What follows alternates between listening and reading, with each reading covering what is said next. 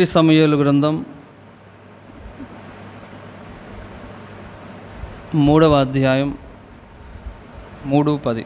తరువాత యెహోవా ప్రత్యక్షమై నిలిచి ఆ రీతిగా సమూయేలు సమూయేలు అని పిలవగా, సమూయేలు నీ దాసుడు ఆలకించుచున్నాడు, ఆజ్ఞ ఇమ్మనెను. చాలు. ప్రభువైన యేసుక్రీస్తు నామములో కూడి వచ్చిన మీ అందరికీ ప్రత్యేక వందనాలు. దేవుడు మిమ్మల్ని ఆశీర్వదించునుగాక. హల్లెలూయా. దేవుని వాక్యంలో నుండి కొద్ది నిమిషాలు చిన్న మెసేజ్ విందాం. సమూయేలును దేవుడు పిలిచినటువంటి సందర్భాన్ని మనం ఇక్కడ చూసాం. సమూయేలు చాలా చిన్నవాడు, బాలుడు. అతనికి వయస్సు ఒక 10 సంవత్సరాలు ఉంటాయేమో. అతన్ని దేవుడు పిలుస్తున్నారు. సమూయేలు సమూయేలు అని పిలిచారు. పిలిస్తే అతను లేచాడు, నిద్రపోతున్నాడు, లేచాడు. అతనికి కొంచెం దూరంలో ఏలి అనేటువంటి ఆ చర్చి పాస్టర్ గారు, ఈయన దూరంగా పడుకున్నారు. స్వరం వినబడతా ఉంది అర్ధరాత్రి, సమూయేలు సమూయేలు అని. లేచాడు. లేచి, గురువుగారు మీరు పిలిచారు కదా, నేను వచ్చాను అన్నాడు. ఏలి లేచాడు. లేచి, నేను నిన్ను పిలవలేదు నాయన, నువ్వు వెళ్ళి పడుకో అన్నాడు. మరలా కాసేపటికి మరలా వినిపించింది, సమూయేలు సమూయేలు. మరలా లేచి వెళ్ళాడు.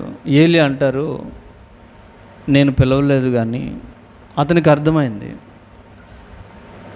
ఈసారి నీకు ఈ స్వరము వినబడితే నువ్వేం చెప్పాలంటే,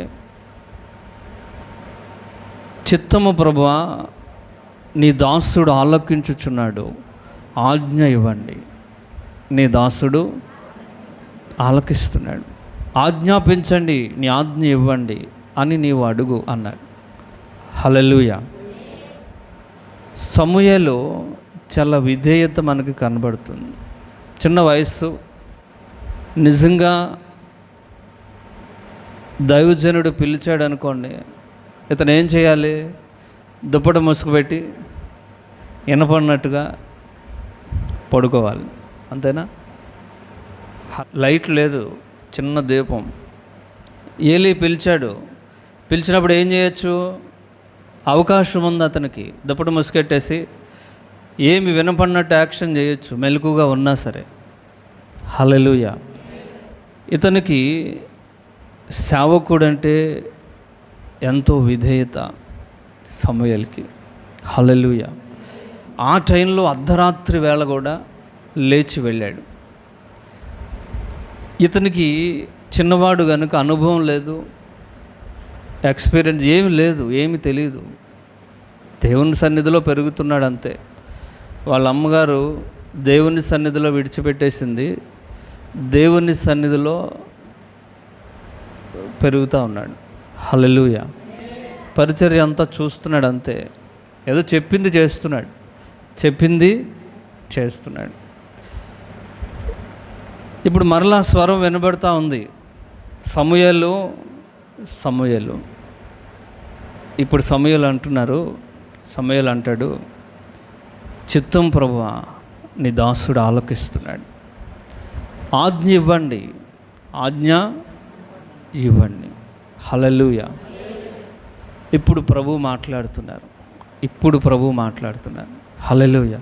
అంతకుముందు 2 సార్లు దేవుడు మాట్లాడాల, పిలిచాడంతే, పిలిచారంతే.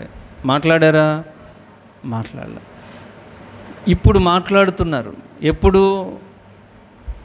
నేను ఉన్నాను, నాతో మాట్లాడండి అంటున్నాడు. చిత్తము ప్రభువా, నేను ఇక్కడ ఉన్నాను, నాతో మాట్లాడండి. హల్లెలూయా. చూడండి, మాట చదవండి ఎంత చక్కగా ఉందో. బైబిల్ ఉన్న వాళ్ళందరూ తీయాలి. తర్వాత యెహోవా ప్రత్యక్షమై నిలిచి ఆ రీతిగా సమూయేలు సమూయేలు అని పిలవగా సమూయేలు నీ దాసుడు ఆలకించుచున్నాడు, నీ దాసుడు ఆలకిస్తున్నాడు, ఆజ్ఞ ఇమ్మనెను, ఆజ్ఞ ఇవ్వండి. హల్లెలూయా. అప్పుడు దేవుడు మాట్లాడుతున్నారు. ఎప్పుడు? నీ దాసుడు ఆలకిస్తున్నాడు, నేను ఉన్నాను, మీరు ఆజ్ఞాపించండి. హల్లెలూయా. తర్వాత మనం చదివితే చాలా పెద్ద పెద్ద విషయాలు, జరగబోయేటువంటి విషయాలు దేవుడు అతనికి చెప్తున్నాడు. నువ్వేం చేయాలంటే ప్రవచనాలు చెప్పాలి. ఈ ప్రవక్త ఉన్నాడు చూసావు, ఈ ప్రవక్త పిల్లలు చచ్చిపోతారు, ఈ రాజ్యం మీదకి యుద్ధం వస్తుంది, అప్పుడు నీవు నిలబడాలి. ఇవన్నీ చెప్తున్నాడు దేవుడు. హల్లెలూయా. అవి మీరు తర్వాత చదవండి. ఈ మాటలు ఎవరైతే వింటారో వాళ్ళ చెవులు గింగురుమనిపోయేటువంటి మాటలు అని దేవుడే చెప్తున్నారు. ఇప్పుడు మనకి ఆలోచించాల్సిన విషయం ఏంటంటే, ఇతని వయస్సు ఎంత, ఇతని అనుభవం ఎంత. హల్లెలూయా. ఏలి యొక్క వయస్సు సుమారు 98, 99 తర్వాత ఆయన చనిపోయాడు. అప్పుడు ఒక సంవత్సరం ముందు 95, 96 ఏళ్ల వయస్సులో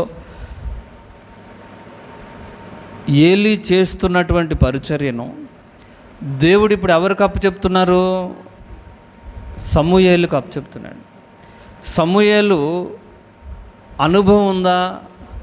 లేదు, అనుభవం లేదు. చిన్నవానికి పెద్ద పనులు దేవుడు అప్పగిస్తున్నాడు. హల్లెలూయా. చిన్నవానికి అద్భుతమైన పనులు అప్పగిస్తున్నాడు. ఇతను ఎలా చేయగలుగుతాడు? ఇతనికి అనుభవం ఎంత? ఇతనికి చదువు ఉందా? ఇతనికి అంత ధైర్యం ఉందా? అర్థమవుతుందా మీకు? హల్లెలూయా. ఇప్పుడు కొన్ని పనులు చేయడానికి కొంతమందిని పెట్టుకోవాలి. ఎవరు పడితే వాళ్ళని పెట్టుకుంటే పనులు అట్లా అవుతాయి. అవునా? హల్లెలూయా, హల్లెలూయా. కానీ బైబుల్ వేరేగా ఉంటుంది, లోకానికి వ్యతిరేకంగా ఉంటుంది, వేరేగా ఉంటుంది. దేవుడు ఏం చేస్తారంటే, ఒక చిన్నవాడిని తీసుకొచ్చి పెద్ద పనులు చెప్తారు, పెద్ద పనులు అప్పగిస్తారు. హల్లెలూయా. సమూయేలు ఈ 90 ఏళ్ల కంటే వయస్సు ఉన్న అనుభవం కలిగినటువంటి పరిచర్య చేసిన ఏలీ స్థానాన్ని పూర్తి చేయగలడా? హల్లెలూయా. దేవుడు అందులో పెట్టారు, అతనికి అప్పగించారు. ఎవరికి అప్పగించారు? ఏలీ పరిచర్యను ఒక బాలుడికి అప్పగించారు. హల్లెలూయా, హల్లెలూయా. ఇంకొక మాట కూడా చదువుదాం. ఇర్మియా గ్రంథం 1వ అధ్యాయం 5వ వాక్యం. ఇర్మియా 1:5. యెహోవా వాక్కు నాకు ప్రత్యక్షమై ఎలాగ సెలవిచ్చాను, గర్భంలో నేను నిన్ను రూపింపక మునిపే నేను ఎరిగి తిని, నువ్వు గర్భము నుండి బయలుపడక మునిపే నేను నిన్ను ప్రతిష్ఠించితిని, జనములకు ప్రవక్తగా నేను నియమించితిని. ఇర్మియాతో దేవుడు అంటారు, ఇర్మియాతో దేవుడు అంటారు, ఇర్మియా ఇర్మియా అని పిలిచారు. ఎవరిని చెప్పాలి? ఇర్మియాను. అప్పుడు అతని వయస్సు ఎంత? అక్కడే ఉంది కదండి, బాలుడు. అతను కూడా బాలుడే. దేవుడు అంటారు, ఇర్మియా, నేను నిన్ను జనములకు ప్రవక్తగా నియమిస్తున్నాను. ఎప్పుడో పెద్ద అయిన తర్వాత కాదు, ఇప్పుడే. నీవు వెళ్ళి నా యొక్క వాక్యాన్ని ప్రకటించాలి. నేను నిన్ను ఒక ఊరికి కాదు, లేదా ఒక చిన్న చర్చిలో కాదు, జనములకు, అనేక జనాలకు నువ్వు ప్రవక్తవు. హల్లెలూయా. అతను అంటారు, ఆ బాలుడు అంటాడు, చదవండి తర్వాత వాక్యం. అందుకు ఆ, అయ్యో ప్రభువు యెహోవా, ఆ, చిత్తగించుము, చిత్తగించుము, నేను బాలుడనే, నేను బాలుణ్ణి కదా, మాట్లాడుకు నాకు శక్తి చాలదని నాకు మాట్లాడడానికి శక్తి సరిపోదు, అని నేను అనగా, నేను పెద్దవాళ్ళతో మాట్లాడగలనా, నేను చెబితే వాళ్ళు వింటారా, ఇది ఎలా సాధ్యమవుతుంది, నేను మాట్లాడలేను, నాకు అంత బలం ఉందా? హల్లెలూయా. జనాలకి ప్రవక్త అయ్యేటువంటి క్వాలిఫికేషన్ ఇర్మియాకి ఉందా? లేదు. బాలుడికి ఏముంటుంది? ఏం చదివేటప్పుడు ఇంకా 7వ తరగతి కూడా చదువుండడు. హల్లెలూయా. చిన్న వ్యక్తికి దేవుడు పెద్ద పని, అది మామూలు పని కాదు. అది చేయడానికి బోల్డు మంది యాజకులు, ప్రధాన యాజకులు సిద్ధంగా ఉన్నారు. హల్లెలూయా. వాళ్ళందరినీ కాదని పెద్ద పెద్ద యాజకుల్ని, పెద్ద పెద్ద పాస్టర్ గారిని, అందరినీ కాదని దేవుడు ఒక చిన్న వానితో చెప్తున్నాడు. ఒక చిన్న వానికి ఏమని? నేను నిన్ను జనములకు ప్రవక్తగా చేస్తాను. అతను అంటాడు, నేను బాలుణ్ణి కదా, నా మాట ఎవరైనా వింటారా? నన్ను లక్ష్యం చేస్తారా? నువ్వు ఇచ్చే పనిని నేను చేయగలనా? హల్లెలూయా. దేవుడు అంటారు, నేను తోడుగా ఉంటాను కనుక నువ్వు చేస్తావు. ఆ తర్వాత ఆయన ఏమంటాడు అంటే, నీ చిత్తమే జరుగునుగాక. హల్లెలూయా.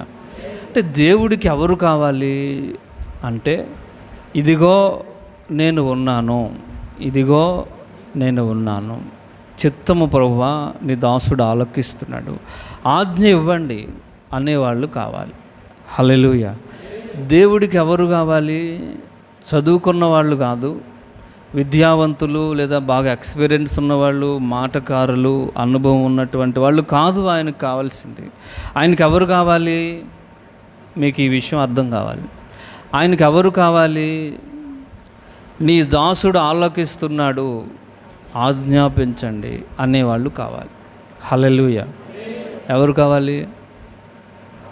చెప్పాలి, అందరూ చెప్పండి. దేవుని మాటను ఎదురాడకుండా విధేయులై నీ దాసుడు ఆలకిస్తున్నాడు, సెలవివ్వండి అనేవాళ్ళు కావాలి. హల్లెలూయా. అటువంటి వాళ్ళను దేవుడు వాడుకుంటారు. ప్రభువా నేను ఆలకిస్తున్నాను, మీరేం చెబితే అది చేస్తా, మీరేం చెబితే అది చేస్తా, వెళ్ళమంటే వెళ్తా, వద్దంటే ఆగిపోతా, దూకేయమంటే చెప్పరండి, దూకేయాలి మరి. హల్లెలూయా. గోడ వెంచి దూకేయమంటే దెబ్బ తగులుద్దేమో ప్రభు అనకూడదు, దూకేయాలి. అటువంటి వాళ్ళు కావాలి. హల్లెలూయా. మరియమ్మ గారి దగ్గరికి దేవదూత వచ్చాడు. మరియమ్మ గారి దగ్గరికి దేవదూత వచ్చాడు. దేవదూత వచ్చి అంటాడు, ద్రయాపాప్తురాల నీకు శుభం, పరిశుద్ధాత్మ చేతని ఒక కుమారుని కంటావు, అతడు రాజులకు రాజు, ప్రభువులకు ప్రభు, లోక రక్షకుడు అవుతాడని ఆయన దేవదూత చెప్తున్నాడు. ఈవిడ అంటది, ఏమంటారు? నీ దాసురాలకు మీరు చెప్పింది జరుగునుగాక అంది. హల్లెలూయా. అంతేగాని అమ్మవద్దు, పెళ్ళి కాకుండా పిల్లడు పుడితే ఎన్ని అవమానాలు ఉంటాయి, బాధలు ఉంటాయి, కష్టాలు ఉండకుండా ఎట్లా ఉంటాయి, అన్నీ ఉంటాయి. ఇవన్నీ ఉంటే బాబు నా వల్ల కాదు అనలేదు. ఆవిడ అంటది, చిత్తము, ప్రభువు చిత్తము నా పక్షముగా జరుగునుగాక. హల్లెలూయా. ఇటువంటి వాళ్ళు కావాలి. ఎవరు కావాలి ఆయనకి? మీరు ఈ మాటలు చెప్పాలి. ఇవన్నీ చెప్పిన తర్వాత మీకు అర్థం అవుతుంది. ఎవరు కావాలి ఆయనకి? ఎవరు కావాలి? ధనవంతులు కాదు, బాగా కానుకలు ఇచ్చేవాళ్ళు కాదు. ఎవరు కావాలి దేవునికి? చెప్పండి అండి, ఎవరు కావాలి? నేను ఉన్నాను, నీ మాట చేస్తా అనేవాళ్ళు కావాలి. వీళ్ళు ఎంతవరకు అర్హులు అంటే, మనం అక్కడ చూస్తే కనుక వాళ్ళకి ఏమి అర్హతలు మనకు కనబడవు, భౌతికమైన అర్హతలు ఏమీ కనబడవు. కానీ చిన్న వాళ్ళకి దేవుడు పెద్ద పెద్ద పనులు ఇచ్చాడు. నేను చెప్పాలనుకున్నది ఇది ఏంటది, చిన్న వాళ్ళకి, ఎందుకు పనికిరాని వాళ్ళకి, సామాన్యులకు దేవుడు ఏమిచ్చారు? పెద్ద పెద్ద పనులు. సామాన్యులు చేసే పనులు అవి. ఏమండి, సమూయేలుకు దేవుడు చెప్పింది సామాన్యులు చేసే పనుల, ఇర్మియాకు దేవుడు చెప్పింది సామాన్యులు చేయగలిగిన పనుల, యెహెజ్కేలుకు యెషయాతో దేవుడు మాట్లాడుతున్నారు, అవి సామాన్యులు చేయగలిగిన పనులు అంటే కాదు, మహాగణులు చేయాల్సినటువంటి పనులు దేవుడు సామాన్యులకు ఇచ్చారు. హల్లెలూయా. ఇప్పుడు కొత్త నిబంధనలోనికి వద్దాం. మత్తయి సువార్త 16వ అధ్యాయం 19వ వాక్యాన్ని చదువుదాం.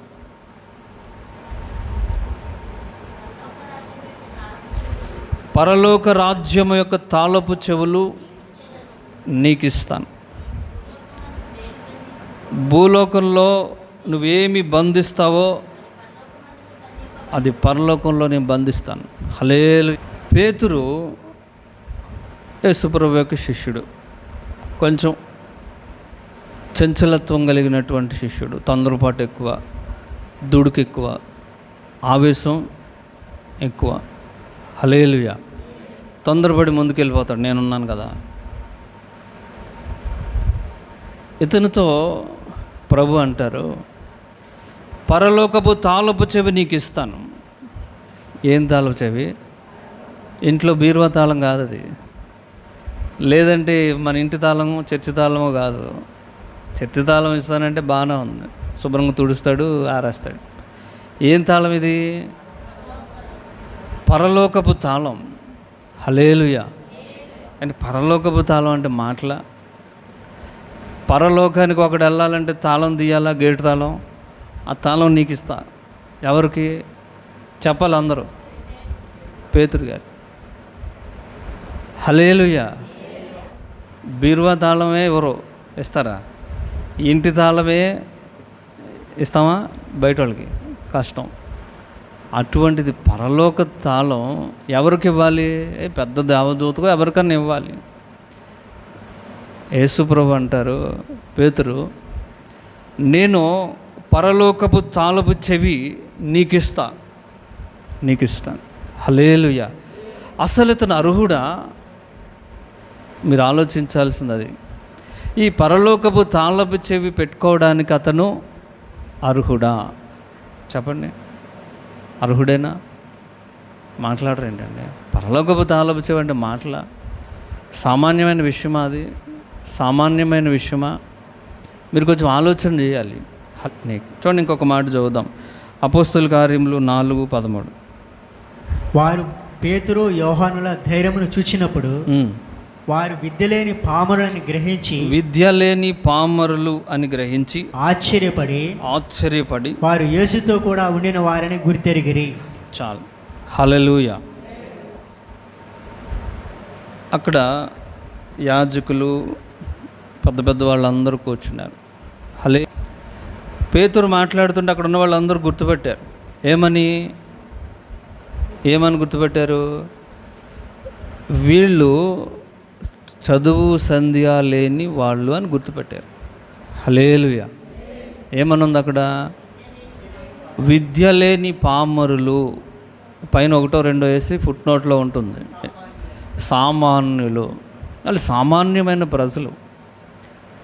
వాళ్ళకి పాండిత్యం ఉన్నవాళ్ళు కాదు, విద్య నేర్చుకున్నటువంటి వాళ్ళు కాదు, లేతే పెద్ద పెద్ద వాళ్ళతో తిరిగినటువంటి వాళ్ళు కాదు, నాయకులతో తిరిగినటువంటి వాళ్ళు కాదు. అక్కడ ఉన్నటువంటి యాజకులు వాళ్ళు కాసేపు మాట్లాడేసరికి వాళ్ళు గుర్తుపెట్టారు. ఏమని? వీళ్ళు సామాన్యులు, వీళ్ళకి విద్య రాదు, చదువు రాదని గుర్తుపెట్టారు. ఇప్పుడు ఎవరన్నా మాట్లాడితే వాడికి ఎంత ఉందో మనకు పడతారా? హల్లెలూయా. మీకు చదవచ్చో లేదో మీ మాటలను బట్టి గుర్తుపడతాం. అట్లాగే వాళ్ళు గుర్తుపట్టారు, వీళ్ళకి ఏమీ రాదు, వీళ్ళు సామాన్యులు. కానీ వాళ్ళు మాటలు విని వాళ్ళు ఆశ్చర్యపోయారు. హల్లెలూయా. హల్లెలూయా. ఇటువంటి వాళ్ళతో ప్రభు అంటారు, పరలోకపు తాళపు చెవి నీకు ఇస్తాను. ఈ పరలోకపు తాళపు చెవిని మెయింటైన్ చేయడానికి వీళ్ళు అర్హులా అర్థమవుతుందా మీకు? భూమి మీద పరలోకపు తాళపు చెవి పట్టుకునే అర్హుడు ఎవడు ఉండడు, నాకు తెలిసి ఉండడు. ఉంటారా? ఉండరు. హల్లెలూయా. అయితే ప్రభు ఏమంటారంటే మీకు ఇస్తా, పేతురు గారితో అంటారు నేను నీకు ఇస్తా. అంటే ఇక్కడ దేవుని యొక్క ఉద్దేశం ఏంటంటే, హల్లెలూయా, అందరూ వినాలి. ఇక్కడ దేవుని యొక్క ఉద్దేశం ఏంటి? చిన్న చిన్న వాళ్ళని, చదువు లేనటువంటి వాళ్ళని, తక్కువ వాళ్ళని దేవుడు పిలిచి పెద్ద పెద్ద పనులు అప్పగిస్తున్నాడు.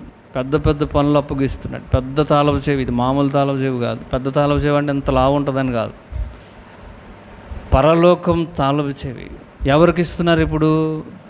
పేతురు గారు. హల్లెలూయా.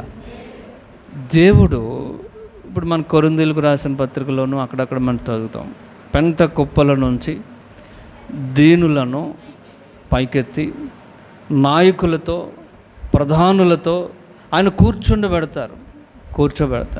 హల్లెలూయా. అది దేవుని యొక్క క్యారెక్టర్. దేవుని యొక్క లక్షణం ఏంటంటే పనికిరానోడిని పైకి తీసుకొచ్చి ప్రధానులతో కూర్చోబెడతాడు. ప్రధానులతో వాళ్ళు ఆశ్చర్యపో. హల్లెలూయా. ఇప్పుడు మీకు ఏం పని ఇచ్చారో తెలియాలి మీకు. అది దేవుడు చిన్న చిన్న వాళ్ళకి పెద్ద పెద్ద పనులు ఇస్తారు. ఇస్తారా? ఇస్తారు. ఎప్పుడు ఇస్తారు? ప్రభువా నేను ఉన్నాను, నీ దాసుడు ఆలోకిస్తున్నాడు, ఆజ్ఞాపించు. ఆయన ఆజ్ఞను శిరస వహించడానికి నువ్వు సిద్ధంగా ఉంటే ఆయన ఇస్తారు. హల్లెలూయా. లేకపోతే ఎట్లా ఇస్తారు? ఎవరు? నీవు సిద్ధపడాలి. దేనికి? ఆజ్ఞలకు సిద్ధపడాలి. హల్లెలూయా. ప్రభువా ఇప్పుడు నన్ను ఏం చేయమంటారు? హల్లెలూయా. చూసారా ఏమంటున్నాడు? ఇప్పుడు నన్ను ఏం చేయమంటారు అంటే మీరేం చెప్తే అది చేస్తాను. హల్లెలూయా. అది దేవునికి కావాల్సింది. ఇప్పుడు అతను అందరికంటే పెద్దవాడైపోయాడు. అపోస్తుల కంటే, శిష్యుల కంటే, అందరికంటే మొదటికి వెళ్ళిపోయాడు.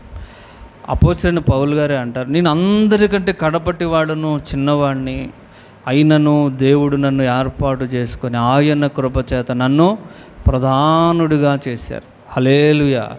కారణం ఏంటి? అతను చిన్నవాడు అంటే వయసులో చిన్నవాడని కాదు. ఎందులో చిన్నవాడు? అందరికంటే కడమటివాడు. ఆయన అంటాడు, ప్రభువా నన్ను ఏం చేయమంటారు? మీరేం చెబితే అది చేయడానికి నేను సిద్ధంగా ఉన్నాను. మనం ఉంటాం, ప్రభువా మీరేం చెబితే అది చేస్తా అంటాం కానీ చెయ్యం. అది మనకి వాళ్ళకి తేడా. హల్లెలూయా. రోజు అది చేస్తా ప్రభు, ఇది చేస్తా అంటాం, మాటగా అంటాం. చేద్దామని ఉంటుంది, చేస్తామా? చేయం. లూకాసు వార్త 15వ అధ్యాయంలో యేసు ప్రభువారు ఒక ఉపమానాన్ని చెప్పారు. 2 కుమారులు ఉన్నారు. 2 తండ్రి దగ్గర పెరుగుతున్నారు. 2 చిన్నవాడు లోకానికి ఆకర్షితుడయ్యాడు. హల్లెలూయా. ఎంతసేపు ఈ ప్రార్థనలు, ఈ స్తుతి ఆరాధనలు వాడికి బోరు కొట్టినాయి. లోకం చాలా బాగుంది. లోకంలో ఏముంది? మంచి ఎంజాయ్మెంట్ ఉంది. ఎంతసేపు ఇక్కడ కూర్చుని దేవునికి స్తోత్రం అంటాం, హల్లెలూయా స్తుతి మహిమ అంటాం. వీడికి బోరు కొట్టింది. బోరు కొట్టి స్నేహితులతో కలిసి తండ్రితో అన్నాడు, నా ఆస్తి నాకు ఇచ్చేయమని. అతని వాటా తీసుకుని దూరదేశం వెళ్ళిపోయాడు. కొంతకాలం బాగానే ఉంది. దేవునిలోంచి చాలామంది ఇట్లా వెళ్ళిపోతూ ఉంటారు. కొంతకాలం ఎట్లా ఉంటుంది? బాగానే ఉంటుంది. హల్లెలూయా. మీరు ఒక విషయాన్ని తెలుసుకోవాలి. దేవునిలో నుంచి ఒకడు వెళ్ళిపోతున్నాడు అనుకోండి, వాడి కష్టాలు వస్తాయి, సుఖాలు వస్తాయా? చెప్పాలి. మొదట సుఖాలే ఉంటాయి. అది మొదట బాగుంటుంది. సాతానుగాడు వాడికి బాగుండేటట్టు చేస్తాడు. ఎందుకని? లేకపోతే వెనక్కి వచ్చేస్తాడు కదా. ఇప్పుడు మీరు చర్చి మానేశారనుకో, 4 రోజులు మీకు బాగుంటుంది, హ్యాపీగా ఉంటుంది, హాయిగా ఉంటుంది. ఎన్ని రోజులు? అది కొద్ది రోజులు బాగుంటుంది. హల్లెలూయా. తర్వాత ఉంటుంది వీడు కొద్ది రోజులు 2-3 సంవత్సరాలు బాగున్నాడు, ఏవేవో చేశాడు, ఎంజాయ్ చేశాడు, క్లబ్బులమ్మట తిరిగాడు, పబ్బులమ్మట తిరిగాడు మొత్తానికి. చివరికి పెరిగిన జుట్టు, చెంపిరి జుట్టు, పెరిగిన గడ్డం, చిరిగిపోయిన బట్టలు, మాసిపోయిన గడ్డం, మురికి బట్టలు, మురికి కంపు, బురద, ఇది మిగిలింది వాడికి. వాటితో అక్కడ రాయబడింది, అతనికి బుద్ధి వచ్చినప్పుడు తండ్రి దగ్గరికి వెళ్ళిపోదాం, తండ్రి దగ్గరికి వెళ్దాం. హల్లెలూయా, హల్లెలూయా. తండ్రి దగ్గరికి వెళ్ళిపోదామని తిరిగి వచ్చాడు. తండ్రి చూస్తున్నాడు, వీడు వస్తాడు, ఏదో ఒక రోజు నాకు కుమారుడు వస్తాడు. తండ్రికి తెలుసు ఒకరోజు వస్తాడని. హల్లెలూయా, అందరూ హల్లెలూయా చెప్పండి. వస్తాడని ఎదురు చూస్తాడు. ఒక రోజు వచ్చాడు. ఆ దూరంగా నిలబడి వెళ్దామా వద్దా అనుకుంటూ తచ్చులాడుతున్నాడు. వచ్చాడు, ప్రాక్టీస్ చేస్తున్నాడు. ఏంటది? ప్రార్థన ప్రాక్టీస్ చేస్తున్నాడు. తండ్రి దగ్గరికి వెళ్తాను, తండ్రి ఎదురుగా వస్తాడు. తండ్రి, నేను చాలా ద్రోహం చేశాను తండ్రి, నీ ఆస్తి అంతా పాడు చేశాను, వేశ్యలతో నీ ఆస్తి అంతా పాడు చేశాను, నీకు చెడ్డ పేరు తీసుకొచ్చాను, నీ కుమారుణ్ణి అనిపించుకోవడానికి నాకు ఏమాత్రం అర్హత లేదు, కాబట్టి నీ దాసుల్లో పనివాళ్ళలో ఒకడిగా నన్ను పెట్టుకొని అడుగుతాను అని రిహార్సల్ చేసుకుంటూ వస్తున్నాడు. అతని దూరము నుంచి చూసినటువంటి తండ్రి పరిగెత్తుకుని వెళ్ళి కుమారుడి మీద పడి కౌగిలించుకొని ముద్దు పెట్టుకొని ఏడుస్తున్నాడు. హల్లెలూయా, హల్లెలూయా. కన్న తండ్రి ప్రేమ. అతని మీద పడి ఏడుస్తున్నాడు. కుమారుడా బాగున్నావా? వీడేదో చెప్తున్నాడు, నేను కుమారుడిని కాదు, అది కాదు, ఇది కాదు అని ఏదో చెప్తున్నాడు. తండ్రి ఏమీ వినలేదు, ఏమీ పట్టించుకోలేదు. వెంటనే పని వాళ్ళని పిలుస్తున్నాడు. పని వాళ్ళారా రండి, ఇదిగో నా కుమారుడు వచ్చాడు, తప్పిపోయిన కుమారుడు. హల్లెలూయా. ఆడంతకుముందు ఎట్లా బతికాడు? వేశ్యలతో బతికాడు. తాగుడు, జోదం, అన్ని రకాల అలవాట్లు చెడిపోయాడు వాడు. హల్లెలూయా.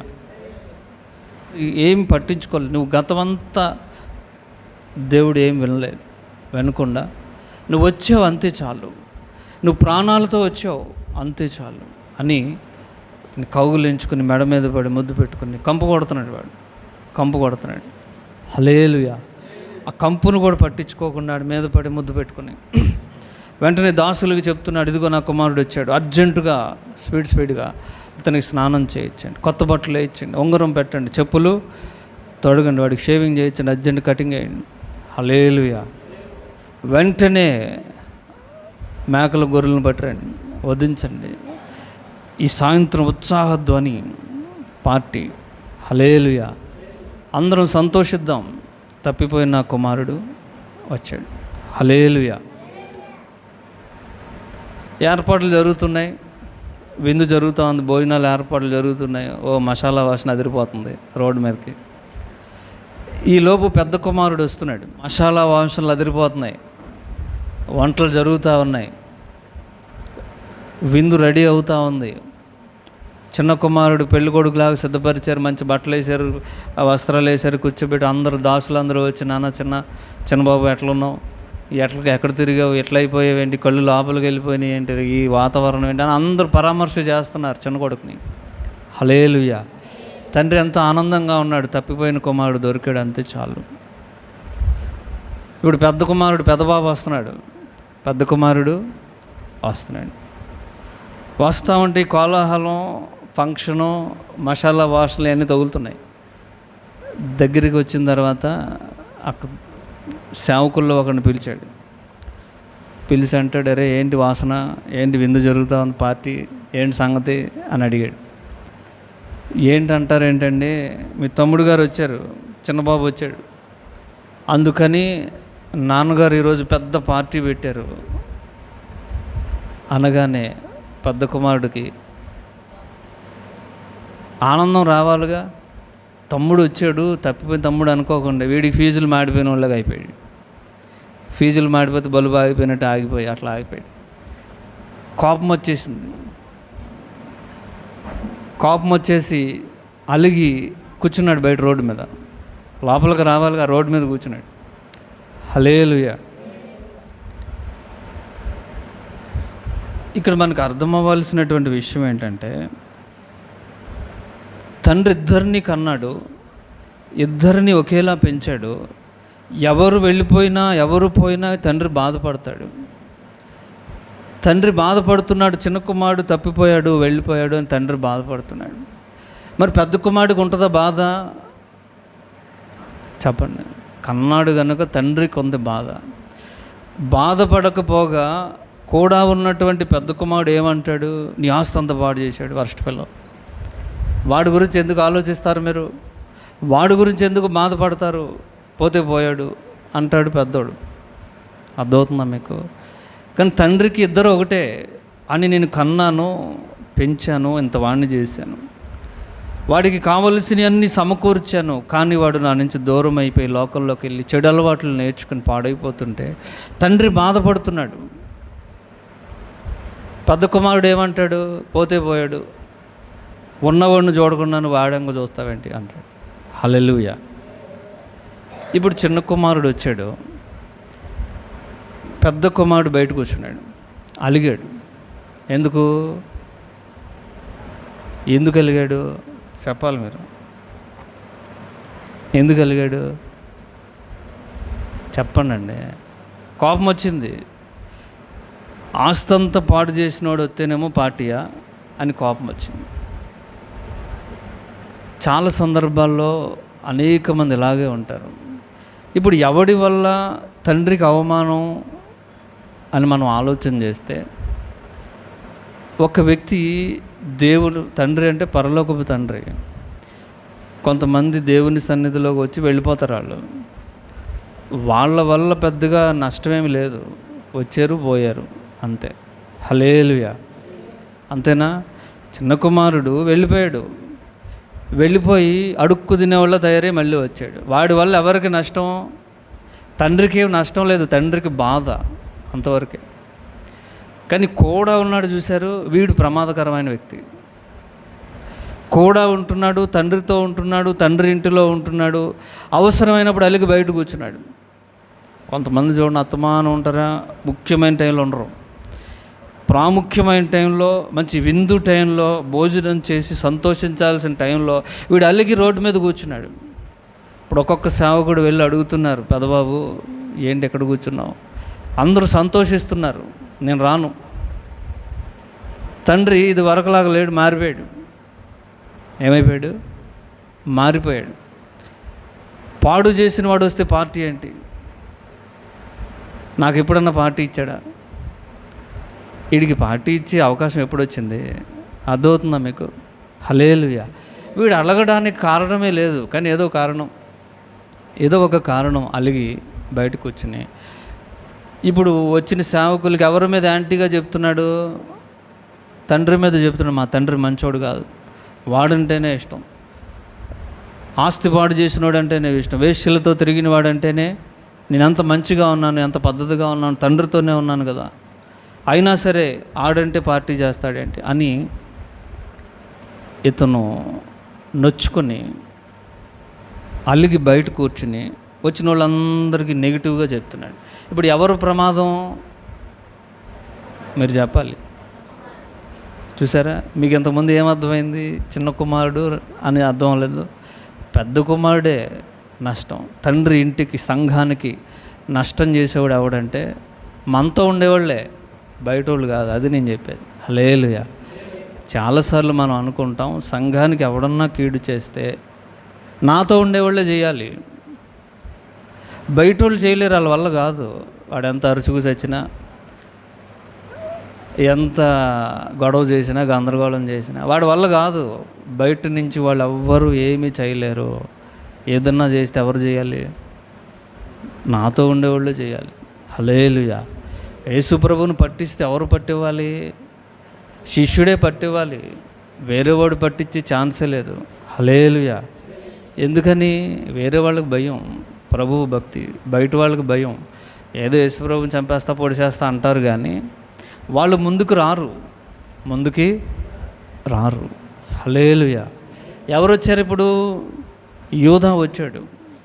యోధా వచ్చాడు. ఇప్పుడు తండ్రి ఇద్దరు కుమారుల్ని పెంచాడు, వాళ్ళ కొరకు ఎంతో కష్టపడ్డాడు, అహర్నిశలు వాళ్ళకి సమకూర్చాడు. ఈ రోజున ఒక కుమారుడేమో బయటికి వెళ్ళి చెడిపోతే ఇంకొక కుమారుడు తనతోనే ఉండి తనకి చెడ్డ పేరు తీసుకొస్తున్నాడు, తన గురించే బ్యాడ్గా మాట్లాడుతూ బయట కూర్చున్నాడు. లోపలికి రారా బాబు అంటే రానంటాడు. హల్లెలూయా, హల్లెలూయా. తండ్రి బాధపడుతున్నాడు. అక్కడ ఉంటుంది ఆయన, ఇంట్లో లేడు, బయట లేడు, మధ్యలో నిలబడ్డాడు. మధ్యలో నిలబడి కుమారుడిని పిలుస్తున్నాడు. కుమారుడా, మీ తమ్ముడు వచ్చాడు.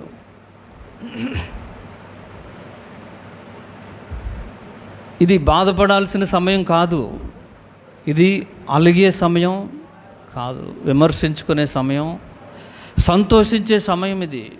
తప్పిపోయి కుమారుడు దొరికాడు, చిన్న కుమారుడు దొరికాడు. రా సంతోషిద్దాం అని తండ్రి పిలిస్తే వాడు అంటాడు, నేను రాను, నేను రాను. నాకు ఎప్పుడన్నా మేకన్నా ఇచ్చావా? చూసి వీడికి ఇచ్చే తిండుకోవాలనుకుంటా. ఏమంటాడు చూడండి అక్కడ, నాకు ఎప్పుడన్నా మేకన్నా ఇచ్చావా అంటే వీడికి ఎప్పుడు తిండుకోవాలి, కూడానే ఉంటున్నాడు, తినొచ్చు కదా. హల్లెలూయా. అర్థమవుతుందా మీకు? వీడికి ఏం కావాలా? ఓ మేకన్నా ఇచ్చావా అంటే తండ్రి అంటాడు, నేను ఇవ్వటం ఏంట్రా, నావన్నీ నీవే కదా, ఇవన్నీ నీవే, నీకేం కావాలో తీసుకో, నీకు కావాల్సింది చేసుకో, నువ్వు ఎల్లప్పుడూ నాతోనే ఉన్నావు కదా, ఇవన్నీ నీవే అంటే అతనికి ఇది నాది అనే భావన లేదు. హల్లెలూయా. కొంతమంది సంఘంలో ఉంటారు కానీ ఈ సంఘం నాది అని ఉండదు. అర్థమవుతుందా మీకు? ఇది నాది అని లేదు వాడికి, పెద్ద కుమారుడికి ఏమి లేదు, ఇది నాది, నా తండ్రిది నాది అని ఉంటే అతను అలా అలిగేవాడు కాదు. హల్లెలూయా. ఇద్దరు తండ్రికి సంతాపాన్ని పుట్టించారు. హల్లెలూయా, హల్లెలూయా, హల్లెలూయా. ఇప్పుడు దేవునికి కావాల్సింది ఎవరు? దేవా నేనున్నాను, నా ఆజ్ఞ ఇవ్వండి అనేవాళ్ళు కావాలి. ఇప్పుడు ఇద్దరు ఎట్లా తయారయ్యారు?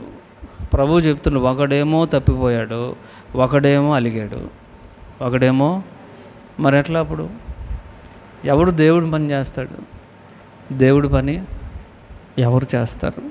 హల్లెలూయా, హల్లెలూయా. ప్రభు ఆశిస్తున్నారు, చూస్తున్నారు. ఎవరి కొరకు అంటే ఎవడన్నా వచ్చి, వాడు ఎవడన్నా కానివ్వండి, చిన్నోడు కానివ్వండి, పెద్దోడు కానివ్వండి, దాసుడే, పనికిరానివాడే, రోడ్డు మీద వాడు కానివ్వండి, అడుక్కునేవాడు కానివ్వండి, ఎవడైనా సరే నేనున్నాను, నేను చేస్తాను అంటే చాలు, దేవుడు అతనికి ఇస్తారు. హల్లెలూయా, హల్లెలూయా. ఎవరికి ఇస్తారు ఆయన? యేసుప్రభు వారు ఒక ఉపమానం చెప్పారు విందు గురించి. విందుకి కొంతమందికి ఇన్విటేషన్ ఇచ్చారు, ఇన్విటేషన్ కార్డు ఇచ్చారు. ఏమని? విందు జరుగుతూ ఉంది, అందరూ రావాలని పెద్ద పెద్దోళ్ళకి ఇచ్చారు. ఒకడేమన్నాడు, పొలం వెళ్తున్నాను, నాకు చాలా పని ఉంది అన్నాడు. ఇంకొకడు, ఎడ్లు కొన్నాను, చూసుకుంటాకి వెళ్తున్నాను అన్నాడు. చెప్పరేంటండి? ఇంకొకడు, పెళ్ళయింది, కొత్తగా పెళ్ళయింది, ఇప్పుడు నాకు భోజనం వద్దు, ఏమొద్దు, మా ఆవిడ దగ్గరికి వెళ్తున్నాను అని. భోజనం చేసి వెళ్ళకూడదా? వాళ్ళ ఆవిడ దగ్గరికి వెళ్ళేవాడు. పోనీ వాళ్ళ ఆవిడని తీసుకురావచ్చుగా. రీజన్స్ చెప్పారు, కారణాలు. అప్పుడు ఆయన కోపం వచ్చింది. యజమానుడు అంటారు, సేవకులారా రండి, అర్జెంటుగా రండి, ప్రతి వీధిలోనికి వెళ్ళిపోండి, ప్రతి చిన్న చిన్న సందుల్లోనికి వెళ్ళిపోండి. అక్కడ చక్కగా రాశారు, కుంటి వాళ్ళు, గుడ్డి వాళ్ళు, ఎవరు కనబడితే వాళ్ళకి చెప్పండి, రాజుగారి ఇంట్లో విందు రెడీగా ఉంది, సిద్ధమైపోయింది, వడ్డించడానికి రెడీగా ఉంది, వేడివేడి వంట మసాలా వాసనలు రెడీగా ఉన్నాయి, రండి అని పిలవండి. వచ్చిన ప్రతి వాడిని లోపలికి రానివ్వండి. ఎట్లా రావాలి? బట్టలు మార్చుకొని రావాలి. మళ్ళీ రెడీగా ఉంది కదా, వేడివేడిగా, చల్లారిపోద్దేమో, తినేసాక స్నానం చేస్తానంటే కుదరదు. ముందు ఏం చేయాలి? వాడి బట్టలు మార్చాలి, బాప్తిసం. బట్టలు ఆర్చాలి. హల్లెలూయా. మారిస్తే అబ్బా నిండిపోయింది, అంతే, హాల్ అంతా నిండిపోయింది. హల్లెలూయా, హల్లెలూయా. అప్పుడు ప్రభు అంటున్నారు, ఇంకా చోటు ఉంది, ఇంకా స్థలం ఉంది, మళ్ళీ వెళ్ళి పిలవండి, మళ్ళీ వెళ్ళి పిలవండి. అంటే ఇప్పుడు దేవుడు ఎవరిని పిలుస్తున్నారంటే అర్హులైనటువంటి వాళ్ళు సాకులు చెప్తున్నారు కనుక. విద్యావంతులు కాదు, విద్య లేనివాడు కాదు, నువ్వు చిన్నోడు కావచ్చు, చదువురాని వాడు కావచ్చు, నువ్వు ఇంట్లో ఉండే గృహిణివి కావచ్చు, ప్రభు అంటారు, నేను ఉన్నాను, నీ కొరకు నేను పని చేస్తాను అనేవాడు కావాలి ప్రభుకి. హల్లెలూయా. అప్పుడు ప్రభు మీతో గొప్ప కార్యాలు జరిగిస్తారు. ఏం కార్యాలు? గొప్ప కార్యాలు. దేవుడు దాని కొరకు మనల్ని అభిషేకిస్తారు. నేను చెప్పాలనుకున్నది ఏంటంటే, దేవుడు చిన్న వాళ్ళకి పెద్ద పెద్ద పనులు ఇస్తారు. మనం చిన్నవాళ్ళమే, లోకంలో మనకి ఇంత దేవుని పరిచయం చేసే అర్హత లేదు, యోగ్యత లేదు. మనకంటే గొప్పవాళ్ళు, గనులు, నేర్పరులు, మాట తీరు కలిగిన వాళ్ళు చాలామంది ఉన్నారు. హల్లెలూయా. కానీ దేవుడు వాళ్ళని కాదని మనల్ని ఎన్నుకున్నాడు కనుక ఆయన చిత్తాన్ని మనం జరిగించాలి.